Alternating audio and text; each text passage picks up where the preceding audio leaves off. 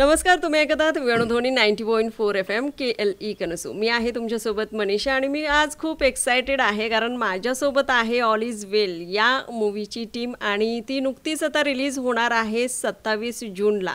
तेव्हा सगळेच जण आपण पाहणार आहोतच या पिक्चरमध्ये नेमकं काय आहे, पण ही जी टीम आज माझ्यासोबत आहे त्यांच्याशी मी लाईव्ह गप्पा मारणार आहे आणि तुम्ही खूप एक्सायटेड असाल की ते काय उत्तर देत आहेत ते जाणून घेण्यासाठी. तेव्हा त्यांचं स्वागत करूया. सायली आणि प्रियदर्शन, तुमचं दोघांचंही स्वागत आहे वेणुध्वनीच्या स्टुडिओमध्ये. नमस्कार. सो ऑल इज वेल हे जेव्हा नाव वाचलं पहिल्यांदा तेव्हा 3 इडियट्स हेच डोक्यात होतं आणि त्यावेळी म्हणजे किती फेमस झाला होता तो शब्द. तर तसाच हा शब्द जसा फेमस आहे तसंच मूवीमध्येही काहीतरी आम्हाला एक्साइटमेंट असेल बघण्याची किंवा एक्सायटेड बघायला मिळेल, काहीतरी वेगळं बघायला मिळेल अशी आशा आहे. तर काय सांगाल या मूवीबद्दल की काय नेमकं आहे त्याच्यामध्ये? काही नाही, सिच्युएशनल कॉमेडी आहे. मला कॉमेडीज लिहायला आवडतात, जरा सोप्या जातात मला कॉमेडीज लिहायला. एकदा ते क्रॅक झालं की मग काही प्रॉब्लेम नसतो. पण 3 शहरातून 3 वेगळे तरुण मुंबईसारख्या शहरात येतात आणि ते शहर काय पद्धतीचं आणि कशा पद्धतीचा दणका तुम्हाला देऊ शकतं आणि त्यातून ते सावरतात का आवरतात का, त्यांचं काय धुळधाण होते का सगळं नीट होते. शक्यतोवर नीटच होणार म्हणून सिनेमाचं नाव ऑल इज वेल आहे. पण त्यांच्याबरोबर काय घडतं साधारणतः त्या एक मधल्या टप्प्यात याच्या बाबतीतली एक छोटीशी गोष्ट आहे जी कदाचित छोट्या शहरातून मोठ्या शहरात येणाऱ्या माणसाबरोबर कधीही घडू शकते. नक्कीच, आणि घडलेली असेल, किती सारी उदाहरणंही असतील अशी. आणि तेव्हा जेव्हा ही फिल्म बघतील लोक तेव्हा ते रिलेट करतील स्वतःला. म्हणजे मी आता स्वतः मुंबईत, कोल्हापूरहून मुंबईत गेलो मी स्वतः अभिनय करण्यासाठी. तर मला पण असं सोपं नाही ते, मला पण जोरदार दणके बसले. आज ते सगळं ठीक आहे, आता मी ठीक काम करतोय, जरा अजून काहीतरी एक्सप्लोअर करायचा प्रयत्न करतोय, ते ठीक आहे. पण सुरुवातीला शहर फारच दणके देतं आणि ते एवढे जोरात असतात कधी कधी की ते आपल्याला असं वाटतं की इतकं सिरियसली घ्यायचं का आयुष्य, म्हणजे एवढं काय अडतंय, आपलं गाव आहे, आपलं तिथे पण जाऊन सगळं करू शकतो. पण त्याला जर विनोदी चष्म्यातून बघितलं, म्हणजे आपल्याच जगण्याकडे पण आपण जरा विनोदी चष्म्यातून बघितलं की मग सिच्युएशन सापडत राहतात सिच्युएशनल कॉमेडीचं. मग तशीच ती, त्यामुळे हे जे 3 तरुण दिसतात पोस्टरवर तुम्हाला ऑल इज वेलच्या, हे मी लिहिलेलं असल्यामुळे अँथनी फिल्म लाईनमध्ये स्ट्रगल करायला आलाय. अंबरला एक मुलगी फसवते मोठ्या शहरात येऊन आणि अकबरचं असं झालेलं आहे की त्याला स्वतःला प्रूव्ह करायचंय मी पण काहीतरी करू शकतो. सो 3 तरुणांच्या 3 ट्रॅजेडीज, त्यांच्या आयुष्याच्या ट्रॅजेडीज आहेत. त्या 3 तरुणांच्या आयुष्यात 3 तरुणी येतात आणि त्याही या सिनेमाला मला असं वाटतं की गोष्टीला हातभार लावतात, त्यांची पात्र गोष्टीला पुढे नेतात. त्या तिघांना सोडवण्यासाठी त्या तिघीसुद्धा काही ना काहीतरी क्लुप्त्या करतात. सो हे सगळे लिहायला मजा आली. तुमचा काय रोल आहे याच्यामध्ये? मी आता मोहम्मद अकबर सय्यद रफसंजानी फखरुद्दीन नावाचं एक पात्र सादर करतोय. हा असा तरुण आहे की त्याला असं वाटत असतं की सगळं सोपं असतं. त्याच्या डोक्यात असं मुंबईबद्दलचं चित्र असतं की मुंबईत माणूस गेला आणि मुंबईत माणूस काम करू लागला की तो जबरदस्त सक्सेसफुल होतो, असं त्यालाच वाटत असतं. पण अशा अनेक माझ्या कोल्हापूरमधल्या काय किंवा इतरत्र शहरांमधल्या मित्रांना असं वाटतं की मुंबईत राहतो म्हणजे काहीतरी हा जबरदस्त आहे, असं ॲझम्पशन असतं.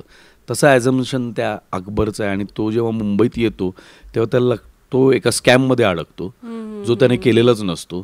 त्या स्कॅममधनं सुटण्यासाठी तो ह्या दोघांची मदत घेतो.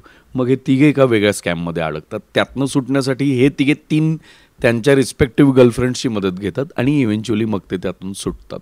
सो हा जो मुख्य काय आपण म्हणू गोंधळ घालणारा जो माणूस आहे, ज्याच्या अत्यंत सुपीक डोक्यातून एक कल्पना येते की चोरीमारी करून सुद्धा पैसे कमवू शकतो आपण, इथपासून ते थोडेसे चुकीच्या मार्गाला लागतात आणि मग या मुली आयुष्यात आल्यानंतर ते बरोबर सतमार्गी लागतात असं म्हणता येईल. सायली, तुमचा काय अनुभव आहे या सिनेमाच्या बाबतीत? जसं दर्शन म्हणत होता की गोष्ट या 3 मुलांपासून सुरू होते, म्हणजे त्यांच्या एकट्याच्या प्रवासापासून सुरू होते आणि मग मुंबईसारख्या शहरात येऊन वेगवेगळी माणसं भेटतात, जशी तशी त्यांनाही भेटतात. त्यात स्कॅम होतो असं तो म्हणाला, त्यामुळे स्कॅम म्हटल्यावर पोलीस येतातच. तर मी एक फिमेल कॉन्स्टेबल आहे या सिनेमात आणि मीही तो स्कॅम सोडवायला जाते आणि पुढे कशी अडकत जाते, स्कॅममध्ये नाही वेगळ्या अर्थाने, स्कॅम सोडवायलाच, पण अजून काय काय म्हणता येईल, गुंतत जातो आपण, जसं की अरे ही माणसं ऍक्च्युली चांगली आहेत, आपल्याला वाटत होतं ते चोरी करत नव्हते किंवा गुंड नाही आहेत ते, अशी ती सगळी गोष्ट आहे. तर अजून हे तिघं सोडून बरीच लोक आहेत या फिल्ममध्ये जी ही गोष्ट पुढे नेतात. एकंदरीत म्हणजे हे शूट करायला किंवा करत असताना आणखीन काय वेगवेगळे अनुभव आले जे पडद्याच्या पाठीमागं असतात आणि समजून येत नाहीत बाहेर?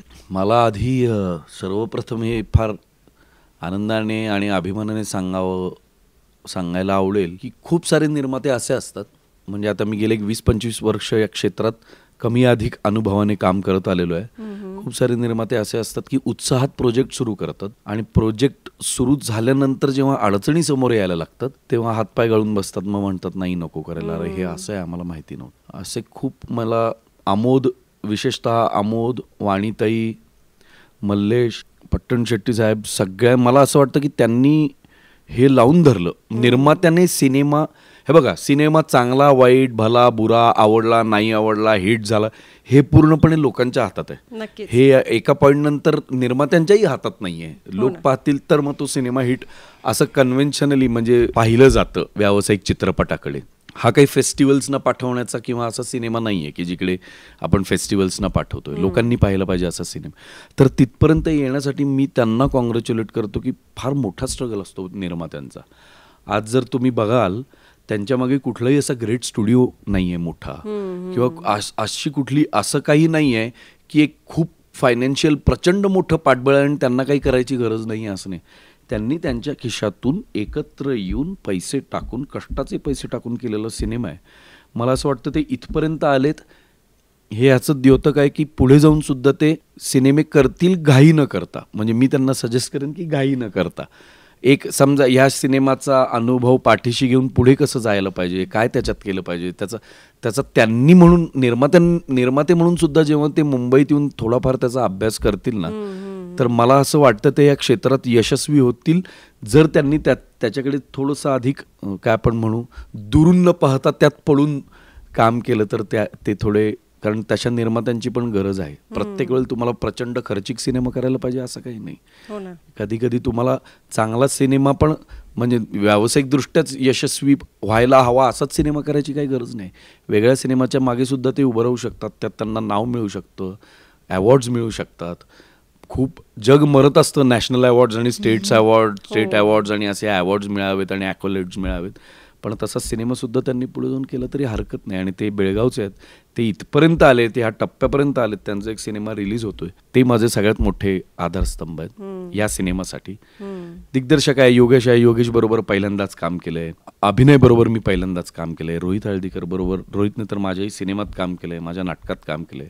सायली आणि मी आम्ही चूक भूल द्यावी घ्यावी नावाची झी मराठीवरची सिरियल एकत्र, आता त्यालाही झाली 8-9 वर्ष, पण काम केलंय आम्ही एकत्र. त्यामुळे असं नव्हतं, अशी सिच्युएशन कधीच नव्हती की ही कोण माणसं जमलेत आणि मिळून नक्की काय करतात बाबा, असं काय नव्हतं. आनंदात मिळून मिसळून सिनेमा तयार करतानाच्या ज्या अडचणी येतात त्या सगळ्या अडचणी ह्याही सिनेमाला आलेल्या आहेत. जो आजपर्यंत ज्याने सिनेमा केलाय त्याच्यासमोर अडचणी आल्या नाहीयेत असा सिनेमा नाहीये जगात. हो ना.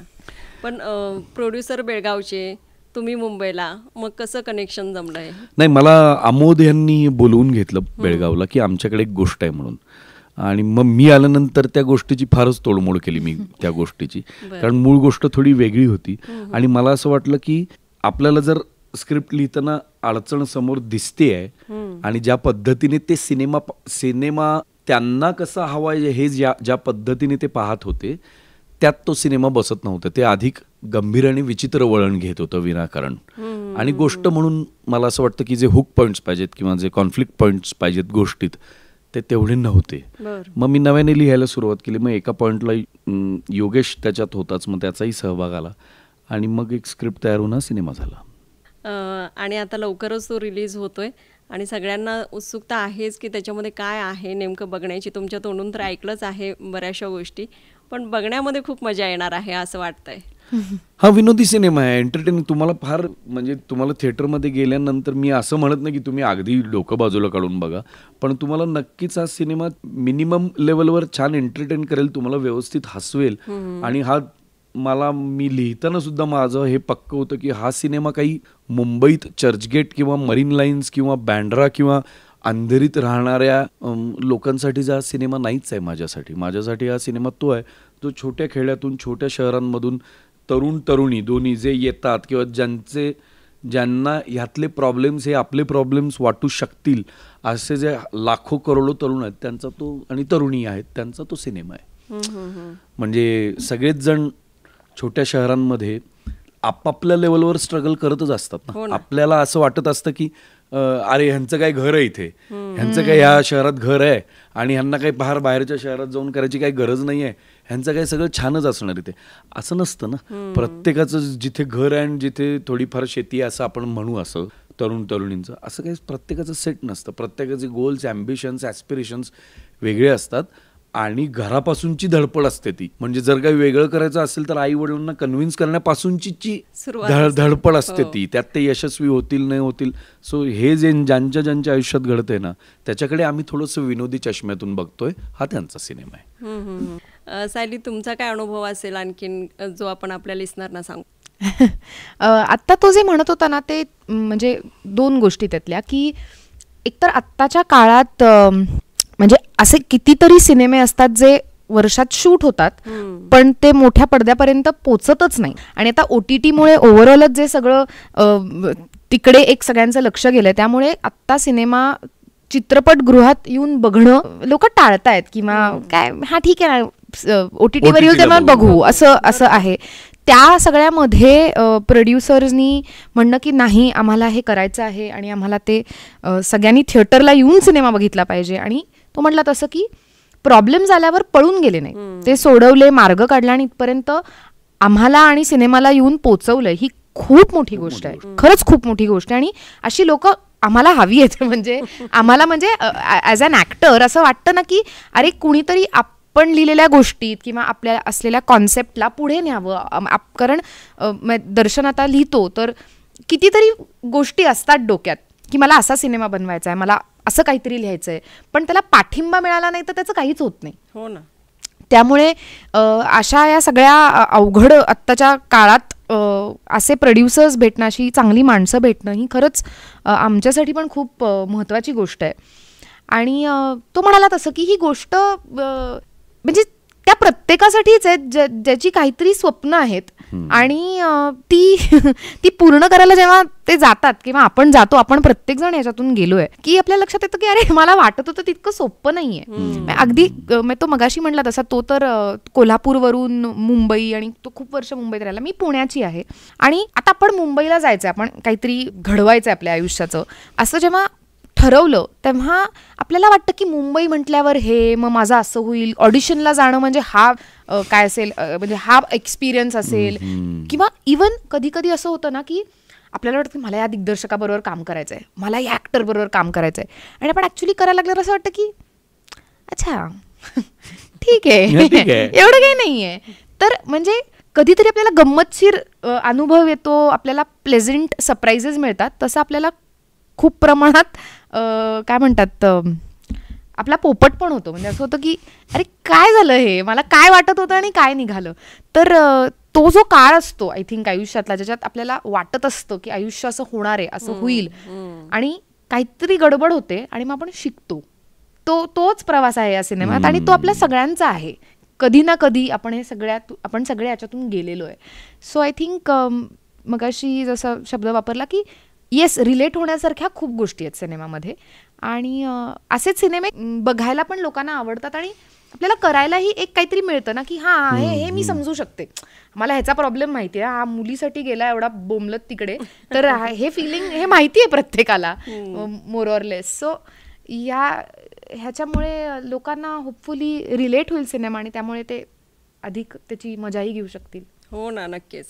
आणि आम्हाला पण अभिमान आहे की प्रोड्युसर आपल्या बेळगावचे आहेत आणि त्यांनी टीम घेऊन आले इथपर्यंत.